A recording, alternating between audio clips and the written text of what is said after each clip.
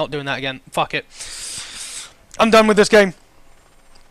The beast inside. I don't see why everyone fucking likes it. I don't know why people are saying it's the scariest fuck game. It's infuriating. That's the main pull away from this. It's fucking infuriating. There's nothing about this game that's good. Apart from it looks nice.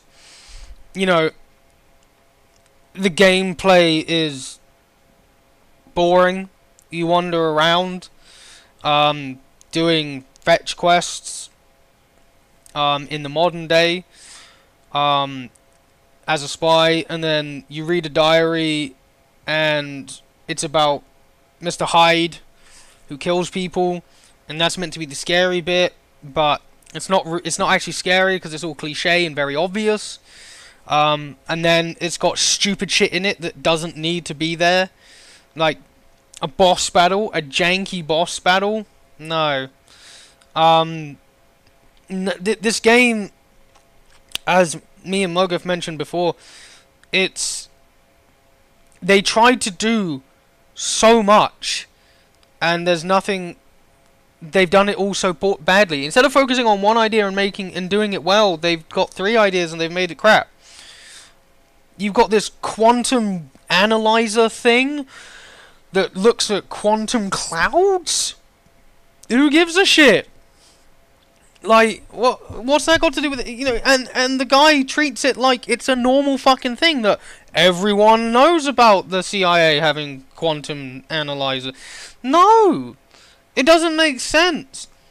And even if it did make sense, he doesn't question that it's in his shed randomly and that he doesn't own one. You know, and then you've got to look for remnants of where people have been in a different time.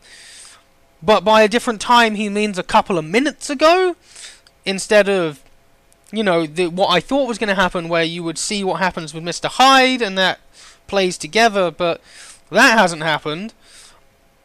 And then you find it, and it goes, oh, we can't scan it because there's an anomaly, and then you've got to shoot ghosts with it, because that's what the anomalies are. They're just floating wisps. They're ghosts, as far as I'm aware. So you shoot these ghosts, and then you scan again, and then it sends you on to the next bit, and where you do it again. You know, the puzzle solving is pointless. It has QTEs for no reason. If you're going to have QTEs, it's got to add something to the game. I think one of the very few games that's ever added a good QTE section is Spider-Man on the PS4, because of the complex things it wanted you to complete. You know, it was cinematic. The QTEs here have no place. They don't add anything. It's just, oh, this gate's locked. Click these buttons super fast, or put it in the right order to open a gate, which you could climb over. What's the point? It doesn't add anything. In fact, it just annoys you. There is no need for that. The story is fucking nonsensical. None of it makes any sense. Literally zero of it. This dude, who's a spy, finds fucking documents from 1,000 years ago that were written by Mr. Hyde that somehow deal with him deciphering stuff with the Soviets in the Cold War. What? How? Why? That doesn't make sense. None of this makes sense. This game, I don't get it. I don't get it. This game's terrible. Everything it tries to do, it fails at. Monumentally.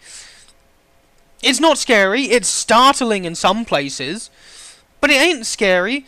I don't care for the characters. There's no development there. It's just shit.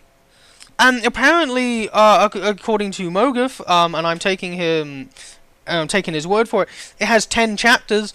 If I'd done this, I'm sure I would have been on chapter 5 in 3 hours. So at most, the game, and I've been stuck in multiple areas. But so if you figure those things out fast, the game's probably about 4 or 5 hours at most. You know, not that long, and the story hasn't kicked up. It's not interesting. There's nothing. There's nothing of substance in this game. Zero substance. And I don't know why everyone's up in arms praising it. I really don't. It's horrible. It's a poorly thought out, poorly designed game. It just is. It doesn't... It could maybe scare you and put... If you've got a really weak constitution, if you've got, like, a weak, wits about you, or your will's not very good, I don't know. I can't imagine anyone actually being scared by this. I mean, maybe my kids would get scared by it, but I think they'd get annoyed just as much as I did. It's trying to do... Okay. I'll sum it up, otherwise I'll just keep going over the same points. This game is trying to do too much. And instead of doing one thing good, it's done multiple things shit. That's my ending statement for this game. This game is terrible. Absolutely terrible. Not worth it. Don't buy it. Play the demo if you want to change your mind. And you're right, Moga. No replay value. There will be no replay value for this. Once you finished it, you finished it.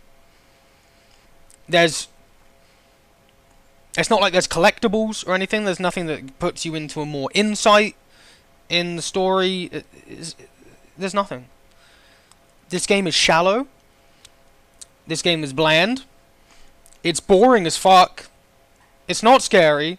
It tries to do too many things and fails miserably at every one of them. And I don't care for it. But the main thing to take away is it's a horror game and it ain't scary. So that's it. That's The Beast Inside. That's my review of The Beast Inside. Horrible game. I'm gonna give it a 2 out of 10. It's a 2 out of 10.